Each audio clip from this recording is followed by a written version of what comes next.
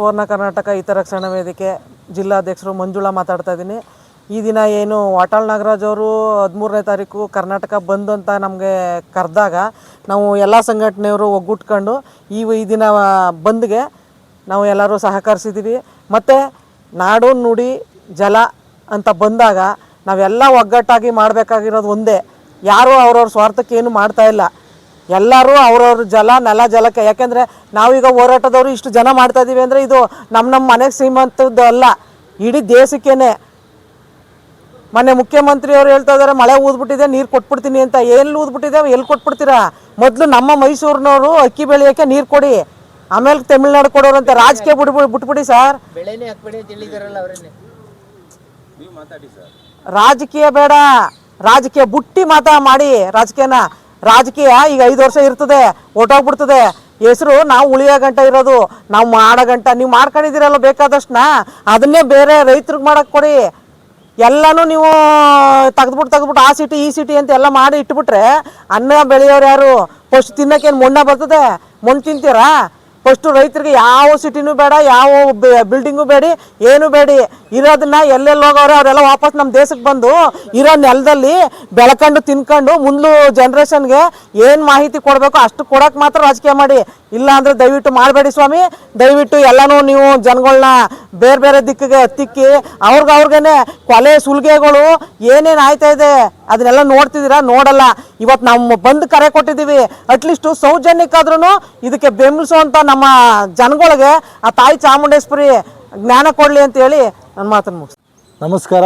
ಕರ್ನಾಟಕ ಕನ್ನಡ ರಕ್ಷಣಾ ವೇದಿಕೆ ಹಾಗೂ ಕನ್ನಡ ಸೇನಾ ಪಡೆ ವತಿಯಿಂದ ಮೈಸೂರಿನಲ್ಲಿ ಇಂದು ನಡೆದಂತಹ ಕಾವೇರಿ ನೀರು ನಿಗಮ ಮಂಡಳಿಯ ಏನು ಆಯ್ಕೆ ಸಮಿತಿ ಇದೆ, ಇದು ಕರ್ನಾಟಕಕ್ಕೆ ಆಗುತ್ತಿರುವಂತಹ ಅನ್ಯಾಯ ಎಂದು ತೀರ್ಮಾನಿಸಿ ಕನ್ನಡ ಆಟಾಳು ಪಕ್ಷದವರು ಹೋರಾಟ ಕೊಟ್ಟಂಥ ಕರೆಯನ್ನು ಒಗ್ಗೂಡಿಸಿ ನಾವು ಸಹಮತದಿಂದ ನಮ್ಮ ಕನ್ನಡ ಸೇನಾ ಪಡೆಯವರು ಹಾಗೂ ಕರ್ನಾಟಕ ಕನ್ನಡ ರಕ್ಷಣಾ ವೇದಿಕೆಯ ಎಲ್ಲ ಪದಾಧಿಕಾರಿಗಳು ಮೈಸೂರಿನಲ್ಲಿ ಬಂದಿಗೆ ಬೆಂಬಲ ವ್ಯಕ್ತಪಡಿಸಿ ಇದನ್ನು ಸರ್ಕಾರವು ಹತ್ತಿಕ್ಕುವಂಥ ಕೆಲಸ ಮಾಡಿ ನಮ್ಮನ್ನ ಪ್ರಶ್ನೆದನಾ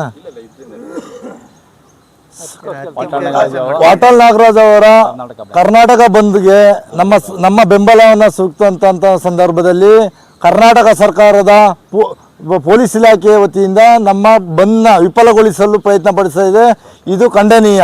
ಯಾವುದೇ ರೀತಿಯಾಗಲಿ ಕರ್ನಾಟಕದ ಕನ್ನಡ ಅಭಿಮಾನಿಗಳು, ಕರ್ನಾಟಕ ಕನ್ನಡ ರಕ್ಷಣಾ ವೇದಿಕೆ ಹಾಗೂ ಕನ್ನಡ ಸೇನಾ ಪಡೆಗಳಿಗೂ ಯಾವುದೇ ರೀತಿ ಜಗ್ಗೋದಿಲ್ಲ, ಬಗ್ಗೋದಿಲ್ಲ. ಇಂತಹ ಬೆದರಿಕೆಗಳನ್ನ, ಇಂಥ ಹೋರಾಟಗಳನ್ನ ನಾವು ಪ್ರತಿನಿತ್ಯ ನಮಗೆ ಕರ್ನಾಟಕಕ್ಕೆ ನ್ಯಾಯ ಸಿಗುವವರೆಗೂ ಮಾಡ್ತಾನೆ ಇರ್ತೀವಿ ಅಂತೇಳಿ ಎಚ್ಚರಿಕೆಗಳು ಕೊಡ್ತಾ ಇದ್ವಿ. ಇಂದಿನ ಹೋರಾಟದ ಸನ್ನಿವೇಶ ಏನಪ್ಪ ಅಂದರೆ, ನಾವು ಮೈಸೂರಿನಲ್ಲಿ ಹುಟ್ಟಿ ಮೈಸೂರಿನಲ್ಲೇ ಬೆಳೆದು ಮೈಸೂರಿನಲ್ಲೇ ಉದ್ಯೋಗವನ್ನು ಮಾಡಿ ಇಲ್ಲೇ ಬಂದಂಥ 70 ವರ್ಷ 60 ವರ್ಷಗಳಿಂದ ನೋಡ್ತಾ ಇದ್ದೀನಿ. ಈ ಕಾವೇರಿ ಜಲಮಂಡಳಿ ಏನು ಅನ್ಯಾಯ ಮಾಡ್ತಾ ಇದೆ ಅಂದರೆ, ನಮಗೆ ಕಾವೇರಿ ನೀರನ್ನು ಕೊಡಬೇಕು ತಮಿಳುನಾಡಿಗೆ ಅಂತ ಒಂದು ಆದೇಶಗಳನ್ನು ಹೊರಡಿಸ್ತಾ ಇದೆ. ಅಂದಿನಿಂದನೂ ಇಂದಿನವರೆಗೂ ಸಹ ಹೋರಾಟಗಳು ನಡೀತಾ ಇದೆ. ಎಷ್ಟೇ ಹೋರಾಟಗಳು ನಡೆದರೂ ಇದು ಪ್ರತಿಫಲ ನಮಗೆ ಸಿಕ್ಕಿಲ್ಲ. ಆದ್ದರಿಂದ ನಾನು ಈ ರಾಜ್ಯ ಸರ್ಕಾರವಾಗಲಿ ಕೇಂದ್ರ ಸರ್ಕಾರಕ್ಕಾಗಲಿ ಒಂದು ಸಂದೇಶವನ್ನು ಕಳಿಸ್ತೀನಿ. ನೀವು ನಮ್ಮ ಸ್ವಾತಂತ್ರ್ಯ ಬಂದು 80 ವರ್ಷಗಳ ಮುಗಿತಾ ಬಂತು. 80 ವರ್ಷಗಳಿಂದ ನೀವು ಈ ಸಣ್ಣ ನೀರಿನ ವ್ಯವಸ್ಥೆಯನ್ನು ಬದಲಾವಣೆ ಮಾಡಲಿಲ್ಲ. ನೀವು ಬ್ರಿಟಿಷರ ಕಾಲದಲ್ಲಿ ಆದಂಥ ಒಪ್ಪಂದವನ್ನೇ ಜಾರಿನಲ್ಲಿ ಮಾಡ್ಕೊಂಡು ಬರ್ತಾ ಇದ್ದೀರ. ಬ್ರಿಟಿಷರು ಹೋಗಿ ನಮ್ಮನ್ನು ಬಿಟ್ಟೋಗಿ ಆಗಲೇ 80 ವರ್ಷ ಆಯ್ತಾ ಬಂತು. ಅಂಥ ಒಂದು ಬದಲಾವಣೆಗಳನ್ನು ಮಾಡ್ದಲೇ ನೀವು ಅದೇ ರೂಲನ್ನು ಮಾಡ್ಕೊಂಡು ಬಂದಿದ್ದೀರಾ. ಅದೇ ಸ್ವತಂತ್ರ ಆದಮೇಲೆ ನಮ್ಮ ದೇಶದ ವಿಭಜನೆಯನ್ನು ಮಾಡಿದ್ರಿ. ಯಾವುದು ಶ್ರೀಲಂಕಾವನ್ನು ಬೇರ್ಪಡಿಸಿದ್ರಿ, ಪಾಕಿಸ್ತಾನವನ್ನು ಬೇರ್ಪಡಿಸಿದ್ರಿ, ಬಾಂಗ್ಲಾದೇಶವನ್ನು ಇದಕ್ಕೆಲ್ಲ ಸರ್ಕಾರ ಒಪ್ಕೊಂಡು ಬೇರ್ಪಡಿಸ್ತಾ ಇದೆ, ಕಾನೂನನ್ನು ತಿದ್ದುಪಡಿ ಮಾಡ್ತಾ ಇದ್ದಾರೆ. ಮಾತ್ರ ಸಂವಿಧಾನ ಅಂತ ಹೇಳ್ತಕ್ಕಂಥ ನಾವು ಸಂವಿಧಾನದಲ್ಲಿ ತಿದ್ದುಪಡಿ ಮಾಡೋದಕ್ಕೆ ಅವಕಾಶ ಇಲ್ವೇ? ಖಂಡಿತ ಇದೆ. ಇದನ್ನು ಪರಿಕೇರು ಮಾಡಿದಂಥ ರೂಲನ್ನು ನಾವು ಯಾಕೆ ಇನ್ನೂ ಇಟ್ಕೊಂಡಿರಬೇಕು? ಈ ಸಂದರ್ಭದಲ್ಲಿ ನಾನು ಕೇಂದ್ರ ಸರ್ಕಾರಕ್ಕಾಗಲಿ ರಾಜ್ಯ ಸರ್ಕಾರದ ನಿಮ್ಮ ಒಳ್ಳೆಯತನ ಇದು ಈ ಸರ್ಕಾರ ನಡೆಸತಕ್ಕಂಥ ಎಲ್ಲರೂ ಒಟ್ಟಾಗಿ ಸೇರಿ ಈ ಕಾನೂನನ್ನು ಬದಲಾವಣೆ ಮಾಡಿ ಈ ಜಲಮಂಡಳಿಯನ್ನು ರದ್ದು ಮಾಡಿ ಹೊಸ ರೀತಿಯ ಜಲಮಂಡಳಿಯನ್ನು ತರಬೇಕು. ಆಗ ಇದ್ದಿದ್ದು ಬರೀ ನಮಗೆ 45 ಕೋಟಿ ಜನ ಇತ್ತು, ಇವತ್ತು 140 ಕೋಟಿ ಜನ ಇದ್ದಾರೆ. ಇವತ್ತು ಇದೇ ಮೈಸೂರಿನಲ್ಲಿ ಎಷ್ಟಿತ್ತು? 75,000 ಜನಸಂಖ್ಯೆ ಇತ್ತು ಈ ನೀತಿಯನ್ನು ಜಾರಿಗೆ ತಂದಾಗ. ಇವತ್ತು ಹತ್ತತ್ರ 1 ಕೋಟಿ ಹತ್ರ ಬಂದಿದೆ ಮೈಸೂರು ಜಿಲ್ಲೆಗೆ. ಈಗ ನೀರು ಯಾರಿಗೆ ಬೇಕು ಜಾಸ್ತಿ? ಆಗ 4 ಜನ ಇದ್ದೋ, ಇವತ್ತು 400 ಜನ ಆಗಿದ್ದೀವಿ. ಆವಾಗಲೂ ಅದೇ ಕಾನೂನು, ಇವಾಗಲೂ ಇದೆ. ಅದರಿಂದ ದಯವಿಟ್ಟು ನಾನು ಕೇಂದ್ರ ಸರ್ಕಾರಕ್ಕೆ, ರಾಜ್ಯ ಸರ್ಕಾರಕ್ಕೆ ಮನವಿ ಮಾಡ್ಕೊಳ್ಳೋದೇನೆಂದರೆ ಈ ತಿದ್ದುಪಡಿಯನ್ನು ಇವತ್ತಿನಿಂದ ಜಾರಿ ಮಾಡಬೇಕು. ಜಾರಿ ಮಾಡದೇ ಇದ್ದಂಥ ಪಕ್ಷ ನಿಮ್ಮ ಮಂಡತನವನ್ನು ಉಪಯೋಗಿಸ್ಕೊಂಡ್ರೆ ನಾವು ಈ ಕಾವೇರಿ ಮತ್ತು ಈ ನಮ್ಮ ಹೋರಾಟವನ್ನು ಮುಂದುವರಿಸ್ತೀವಿ ಅಂತ ಎಚ್ಚರಿಕೆಯನ್ನು ನೀಡ್ತಾ ನಾನು ಸಮಾಪ್ತಿ ಮಾಡ್ತಾ ಇದ್ದೇನೆ.